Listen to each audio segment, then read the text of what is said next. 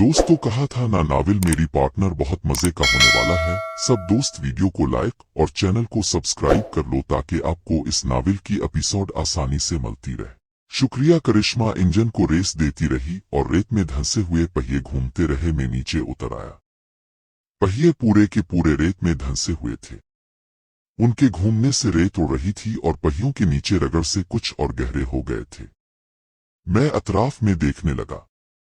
पहियों के नीचे पत्थर वगैरह रखकर जीप को निकाला जा सकता था, मगर हमारे चारों तरफ रेगिस्तान था, पत्थरों का सवाल ही पैदा नहीं होता था। करिश्मा भी नीचे उतर आई। हम आधे घंटे तक कोशिश करते रहे मगर जीप रेत के उन गड़ों से नहीं निकल सकी। इस वक्त सुबह के 9 ही बजे थे मगर धूप नाकाबिले बर्दाश्त हो रही थी। मेरा जिस्म पसीने में शराबूर हो चुका था। टी शर्ट चिपक रही थी जिससे कुछ ज्यादा ही उलझन हो रही थी। मैंने टी शर्ट उतार कर इसे सर पर डाल लिया और करिश्मा की तरफ देखने लगा। मेरा जिस्म देखकर उसकी आंखों में अजीब सी चमक आ गई, लेकिन गर्मी की वजह से इसकी हालत मुझसे ज्यादा अबतर थी।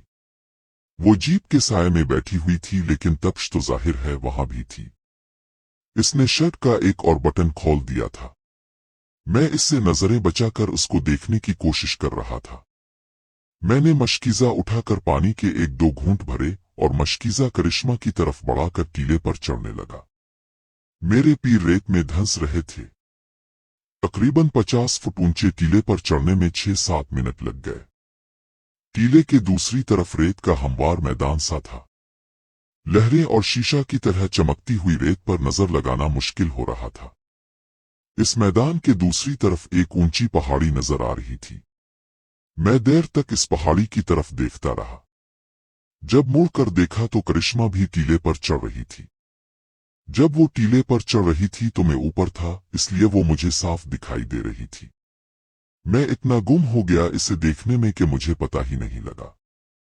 कुछ देर बाद वो भी मेरे करीब खड़ी इस पहाड़ी की तरफ देख रही थी। इसकी आंखों में चमक सी उभर आई। ये वही पहाड़ी है। अगर हम वहां पहुंच जाएं तो कदलिया तक आसानी से पहुंच सकेंगे। तुम्हारा मतलब है कि कदलिया इस पहाड़ी से इतना करीब है कि हम आसानी से वहां पहुंच जाएं? कदलिया इस पहाड़ी से 7-8 कोस के फासले पर है, करिश्मा ने जवाब दिया। पहाड़ी के इलाकों में हमें धूप से बचने और आराम करने की जगह मिल जाएगी। रात के वक्त कदलिया तक का फासला तय करना मुश्किल नहीं होगा। करिश्मा की बात काबिले गौर थी। जीप रेत के गड़ों में इस तरह फंसी थी कि इसे निकालना मुमकिन नहीं रहा था। बेहतर यही था कि हम जीप छोड़कर किसी तरह इस पहाड़ी तक पहुंच जाएं और दिन वहां गुजारने के बाद रात के वक्त कदलिया का रुख किया जाए। मैं एक बार फिर पहाड़ी की तरफ देखने लगा। मेरे ख्याल में फासला 2-2.5 मील से ज्यादा नहीं था। यहाँ पड़े पड़े चिलचिलाती धूप का शिकार होने से बेहतर था कि इस पहाड़ी तक पहुंचने की कोशिश की जाती। तुम यहाँ रुको, मैं जीप से पानी के मशकीजे ले आऊं तो फिर हम मिलते हैं, मैंने करिश्मा की तरफ देखते हुए कहा और जवाब का इंतजार किए बगैर टीले से उतरने लगा। मैंने पानी के दोनों मशकीजे अपने कंधों पर टांग लिए। चलते चलते मेरी नजर जमाली वाली राइफल पर पड़ गई।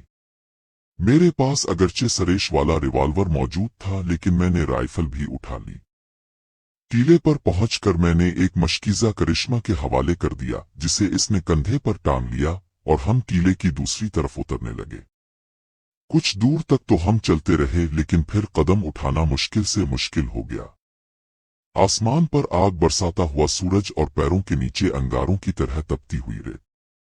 ऐसे लग रहा था जैसे जहन्नम के किसी गर्म तरीन इलाके में आ गए हों।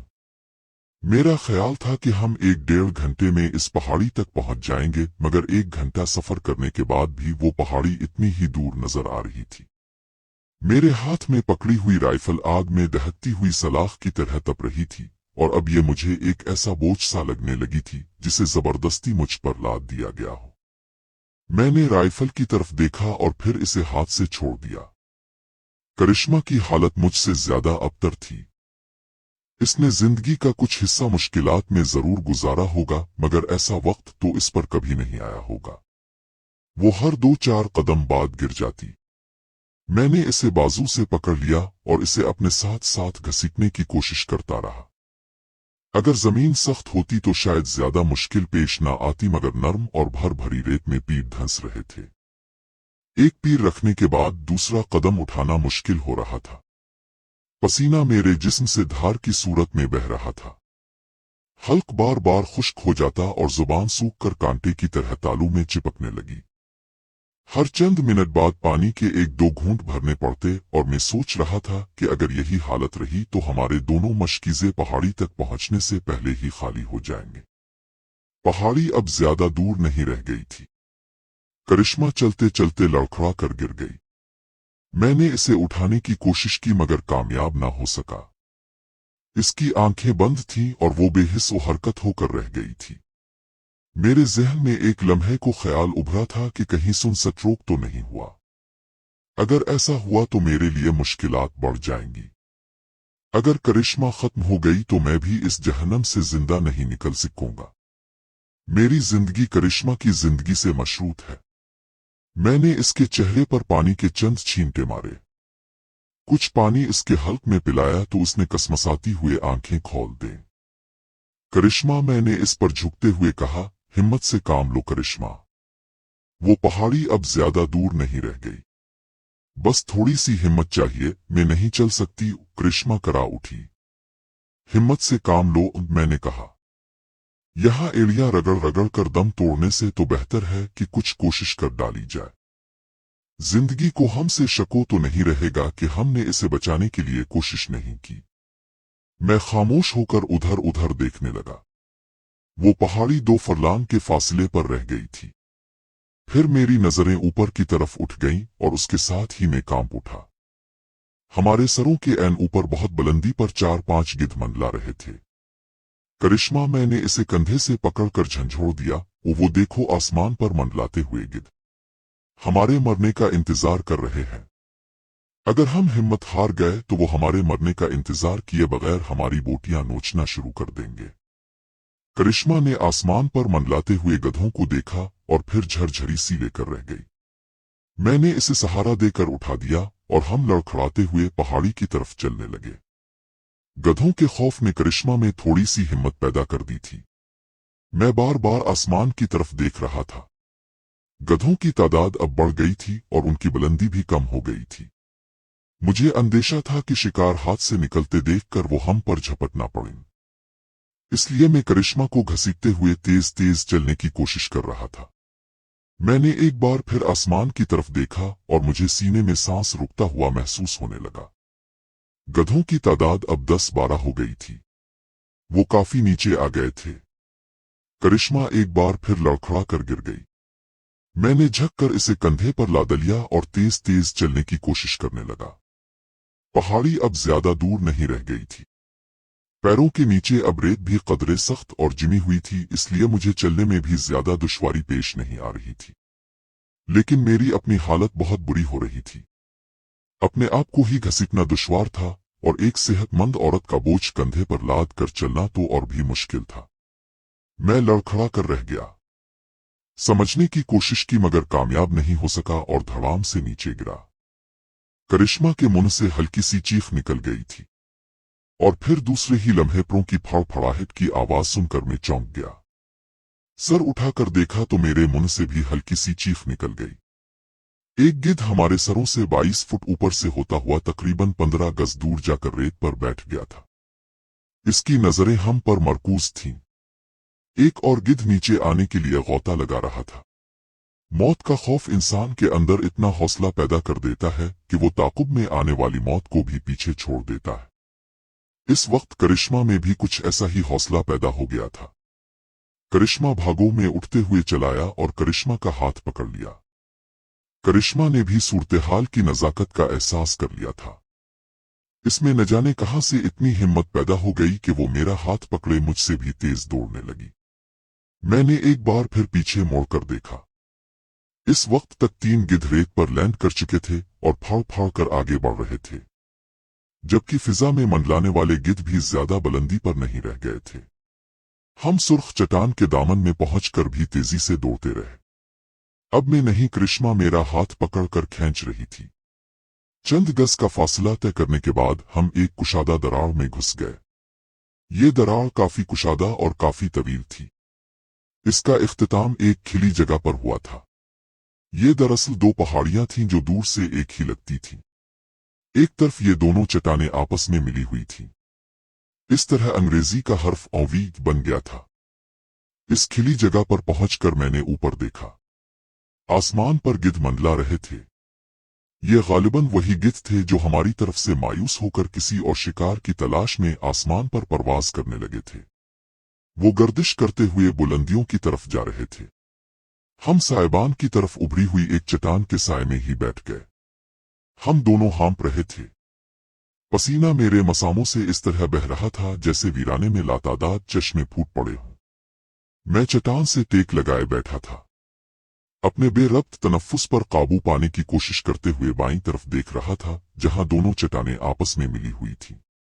लो पानी पी लो, करिश्मा की आवाज सुनकर मैं घूम गया। इसके साथ ही मेरा दिल उछलकर हल्क में आ गया। सांस की रफ्तार फिर तेज हो गई और जिस्म के मसाम फिर पसीना उगलने लगे। दिमाग में धमाके हो रहे थे और पूरे बदन पर चींटियां की रेंगती हुई महसूस हो रही थी। मेरी नजर गोया इसके बदन पर चिपक कर रह गई थी। मेरी प्यास कुछ और बढ़ गई। हल्क खुश्क हो गया। मैंने इसके हाथ से मशकीजा लेकर मुंह से लगा लिया।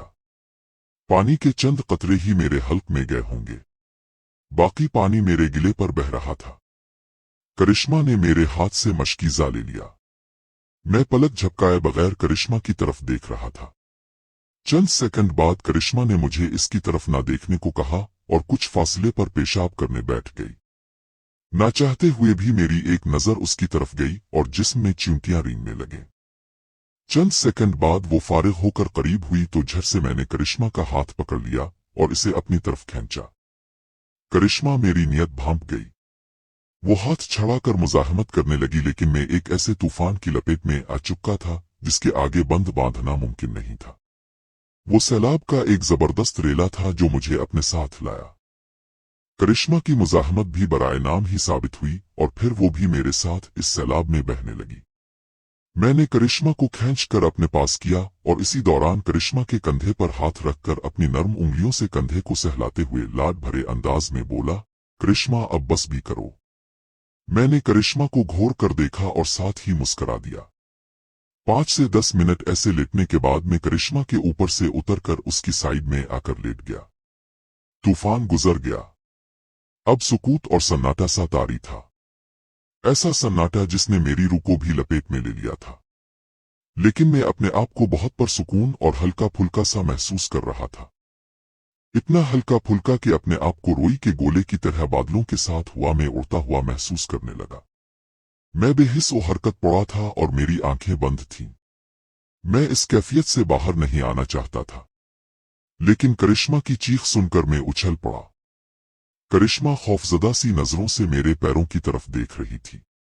वो मुंह से कुछ बोलने की बजाय इशारा करती रही। मैंने इस तरफ देखा तो मुझे सीने में अपना सांस रुकता हुआ महसूस होने लगा। सिया रंग का एक बिच्छू मेरे बाईं पीर के टखने की तरफ बढ़ रहा था। पीर और बिच्छू के दरमियान सिर्फ 1 इंच का फासला रह गया था। मैंने बड़ी तेजी से अपना पीर हटाया और उछलकर खड़ा हो गया। इस वक्त बिच्छू ने एक पत्थर पर डंक मार दिया था। वो बिच्छू जसामत में खासा बड़ा था। मैंने एक बड़ा सा पत्थर उठाकर इसे कुचल दिया और एक तरफ पड़े हुए कपड़े उठाकर झाड़ने लगा। मेरा सारा इंशा रफू चक्कर हो गया था और मैं हकीकत की दुनिया में लूट आया था। 1 घंटा पहले तक हम तपते हुए सहरा में मौत से पंजा आजमाई कर रहे थे। महफूज जगह पर आकर कुछ सुकून मिला तो हम भूल गए कि मौत का खौफ क्या होता है। मगर यही खौफ हमें एक बार फिर हकीकत की दुनिया में ले आया था। तुमने बताया था कि इस पहाड़ी में बहुत से गार हैं, मैंने करिश्मा की तरफ देखते हुए कहा। लेकिन क्या ये जगह हमारे लिए महफूज होगी? मेरा मतलब है ये बिच्छू और सांप वगैरह। इस पहाड़ी की दूसरी तरफ 2-3 गार ऐसे भी हैं जो इन जहरीले हशरात अलर्ज से बिल्कुल महफूज हैं, करिश्मा ने जवाब दिया। इसने शर्ट के नीचे के सिर्फ 2 बटन लगाए थे। ऊपर वाला हिस्सा खुला हुआ था। मैं कई मर्तबा वहां आ चुकी हूं। वहां कभी ऐसी कोई चीज नहीं देखी गई, तो फिर चलो इसी तरफ चलते हैं, मैंने कहा।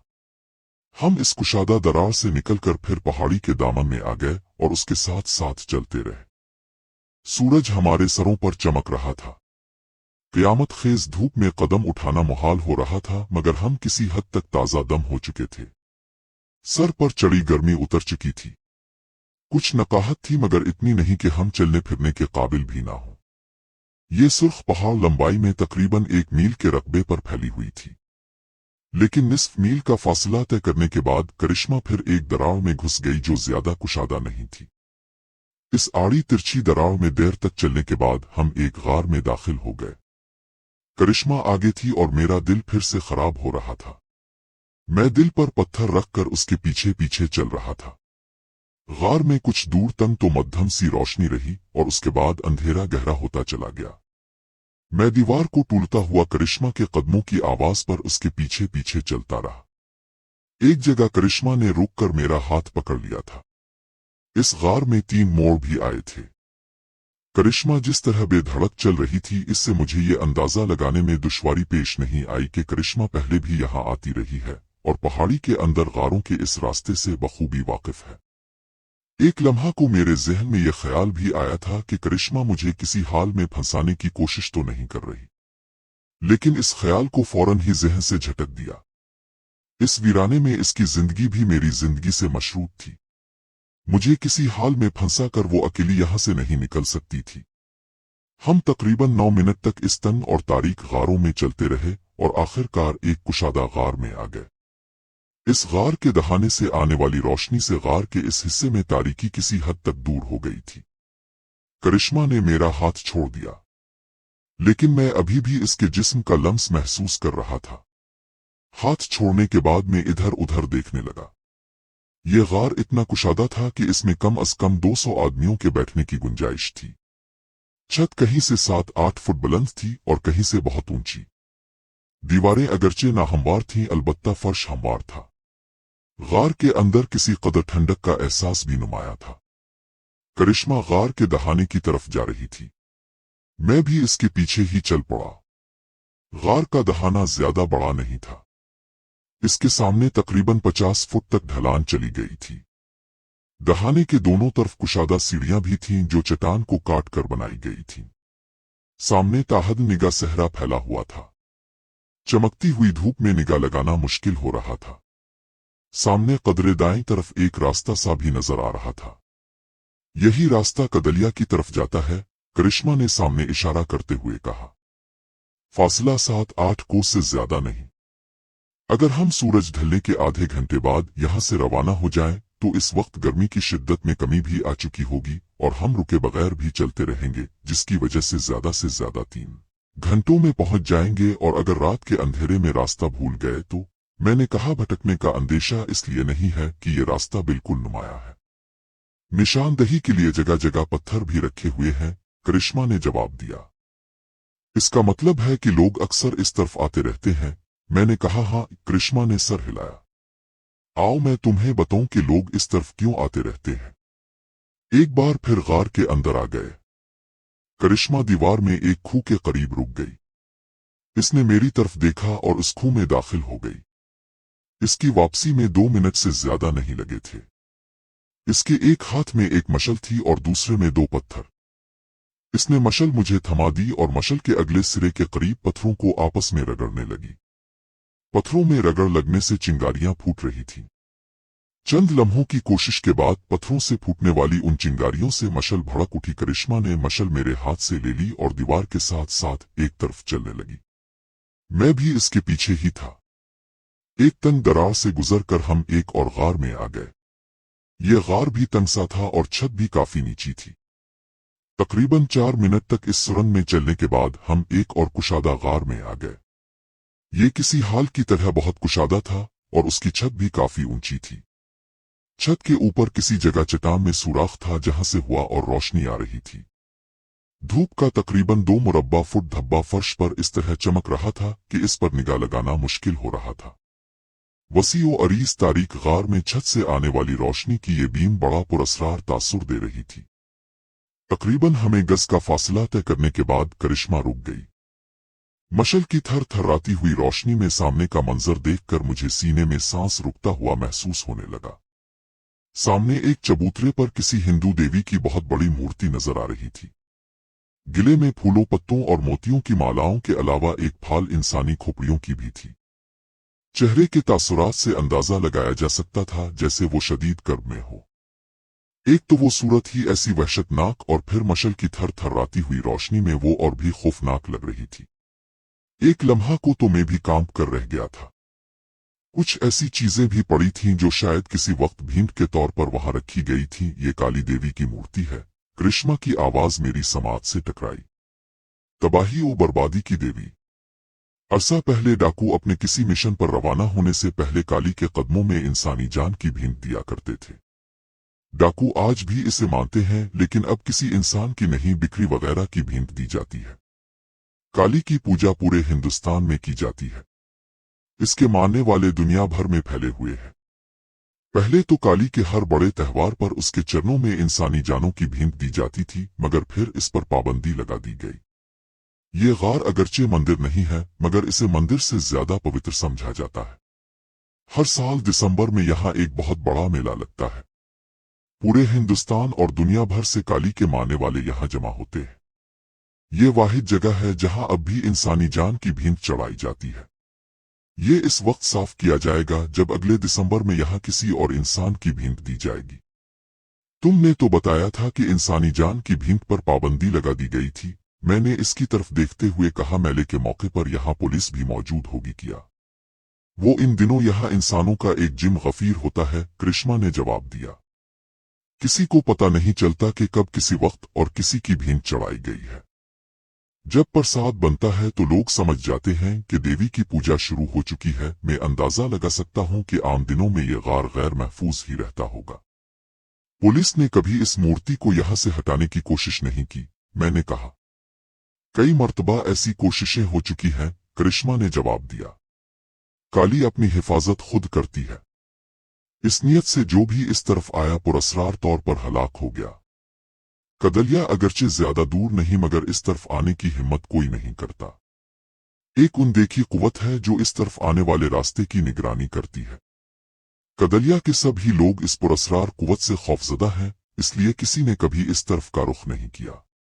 और तुम शायद इस कुव्वत से वाकिफ हो। मैंने इसके चेहरे पर नजरें जमा दें, और इस पुरअसरार कुव्वत को मालूम था कि तुम लोग इस तरफ आ रहे हो, इसलिए कोई रुकावट पेश नहीं आई। करिश्मा मुस्करा कर रह गई। तुम्हारी ये बातें और होंठों की पुरअसरार मुस्कुराहट इन बातों की तरदीद करती है जो तुमने रास्ते में बताई थी। मेरा मतलब है वो लो सटोरी। आओ अब वापस चली। इसने मेरी बात टाल दी।